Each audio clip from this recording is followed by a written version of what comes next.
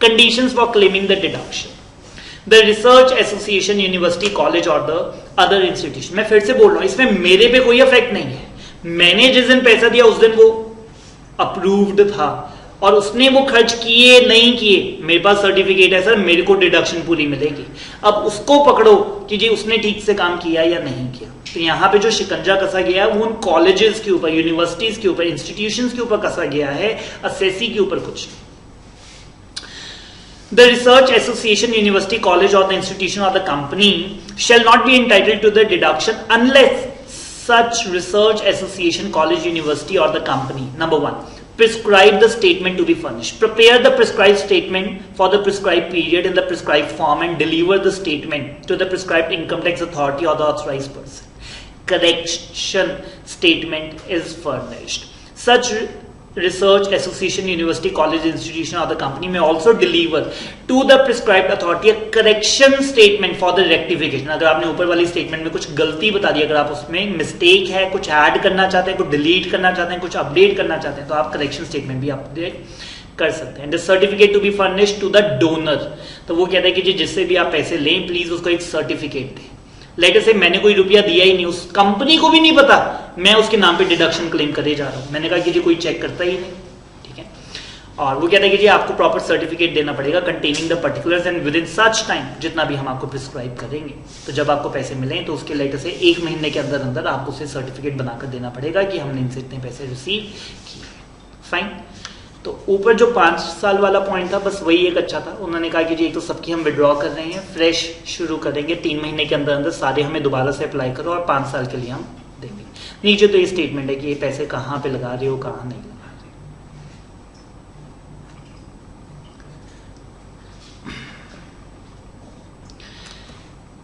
Expenditure incurred on the scientific research includes all the expenditure incurred for the prosecution or the provision of the service facilities for the prosecution of the scientific research. Fine जी, letter से आप कोई scientific research कर रहे थे, वो किसी और ने क्लेम कर ली, अभी आपने पेटेंट नहीं करवाया था, तो अगर आप केस कर रहे हैं और उस पर जो खर्चा है वो सारा भी आपका वैलिड एक्सपेंडिचर है, उसकी भी डिडक्शन आपको मिलेगी. लेकिन अगर आपने किसी से बने बनाए कॉपीराइट्स ले लिए, पेटेंट्स ले लिए, तो हमने कहा कि सर फिर इसमें रिसर्च कहाँ है, ये तो आपने बने बनाया खरीद लिया. तो कह रहे वो नहीं इंक्लूड होता. But do not include the expenditure incurred on the acquisition of the rights of the scientific research. अगर हम पेटेंट मतलब लीगल फीस दे के पेटेंट करवा रहे हैं अपने लाइफ, हाँ वो डिडक्शन है. या प्रोटेक्ट कर रहे हो, केस कर रहे हो, आपकी किसी ने चोरी कर लिया आपका पेटेंट, तो सब कुछ वो प्रोसिक्यूशन के चार्जेस भी मिल जाएंगे. पॉइंट नंबर 5 मेरी तरफ से क्रॉस है जी. एक बार पढ़ा देता हूं, बट क्रॉस है, आपने आगे से नहीं पढ़ना. हमने कहा कि सर आप बोलते थे कि आपके बिजनेस से रिलेटेड रिसर्च होनी चाहिए, उसका क्या मतलब है? तो कहते हैं साइंटिफिक रिसर्च विच में लीड टू और to facilitate the extension of the business. ठीक है जी, हम अपने बिजनेस के नया एक्सटेंशन करना चाहते हैं, तो अगर उसके लिए भी अगर आप रिसर्च कर रहे हैं तो वो कहते हैं वो भी कवर हो जाएगा. और दूसरा वो कहता है अगर वो मेडिकल नेचर का है जिससे आपके वर्कर्स का फायदा होगा या फिर उस बिजनेस या सभी बिजनेस के वर्कर्स का फायदा होगा, तब भी ये माना जाएगा कि आपके बिजनेस से ही रिलेटेड है. Point number 6 is good.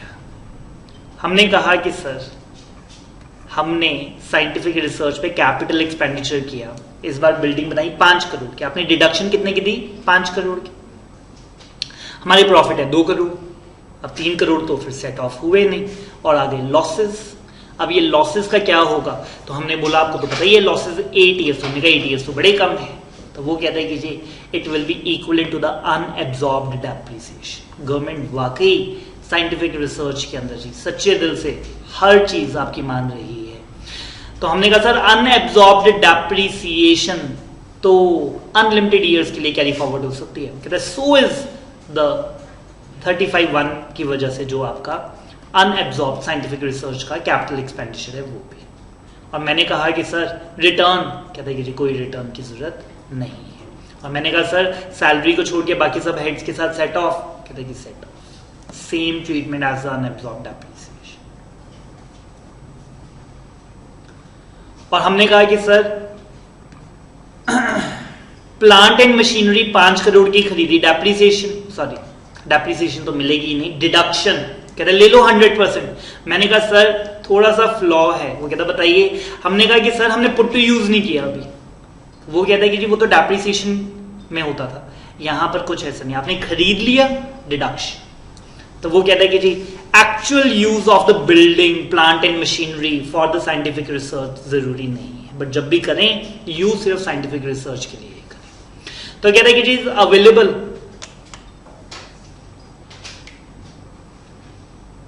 Only if the asset was acquired.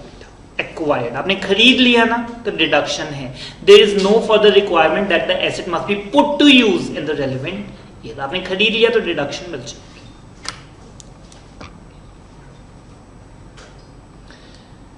34 की तरफ प्रोसीड कर रहे हैं।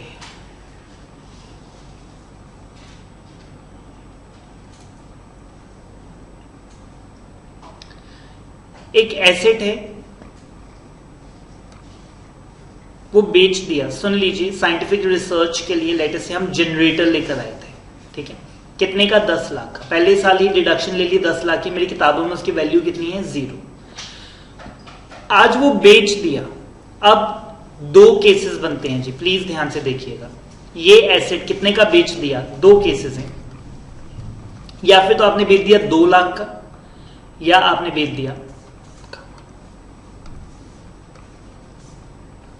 या आपने बेच दिया 12 लाख का, ठीक है। अगर तो वो बिका है 10 से कम का तो सारा का सारा बिजनेस इनकम, बट अगर बिक गया 10 से ज्यादा का तो ये 12 के 2 टुकड़े होंगे। अप टू 10 बिजनेस इनकम और 2 lakh will go in the short term capital gains।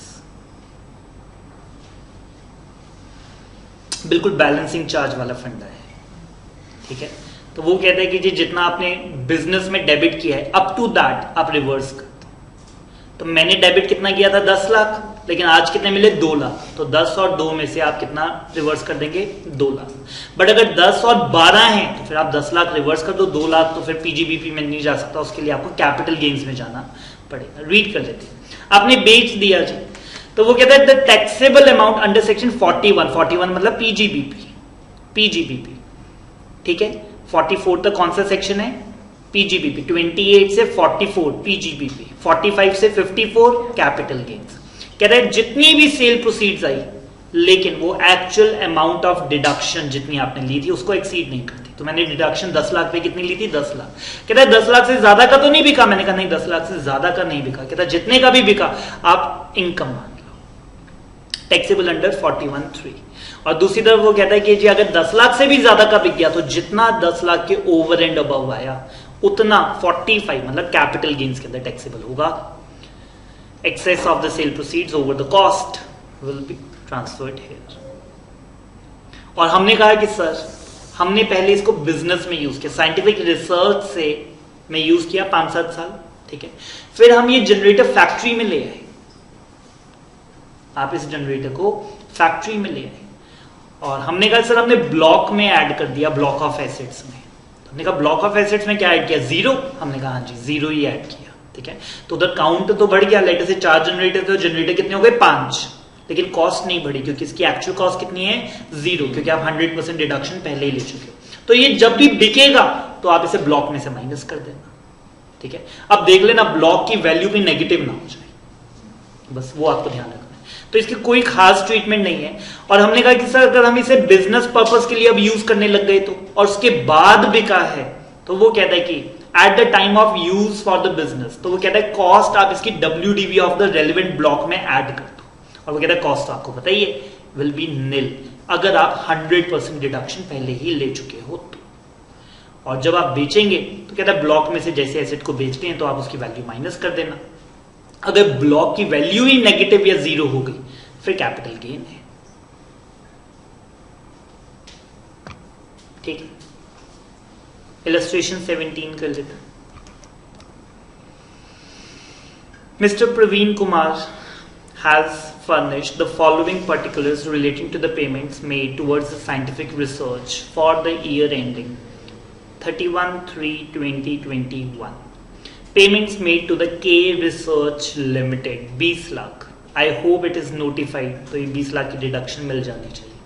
LMN college 15 lakh, ठीक है जी। OPQ college 10 lakh. नीचे नोट देता है, कहता है के रिसर्च लिमिटेड और LMN कॉलेज इज अप्रूव्ड, इसका मतलब OPQ इज नॉट अप्रूव्ड। तो के और LMN की 100% आपको मिल जाएगी। नीचे अगर आप देखेंगे तो क्वालिफाइंग सम का तो अब कोई क्राइटेरिया रह ही नहीं गया जी, क्योंकि अब तो 100% ही होती है। सो 20 और 15 ये समझ में आता है, बट जो OPQ कॉलेज को 10 लाख आप दे बैठे उसकी डिडक्शन आपको नहीं मिलेगी। कह रहे payment made to the national laboratory 8 lakh, हमने कहा सर जाने दो, 8 लाख की डिडक्शन दे दी। कह रहा है इन हाउस रिसर्च के लिए मशीनरी परचेज किया 25 लाख, हमने कहा सर मिल जाएगी, मशीनरी है। Salary to the research staff 12 lakh, इसकी भी डिडक्शन आपको मिल जाएगी।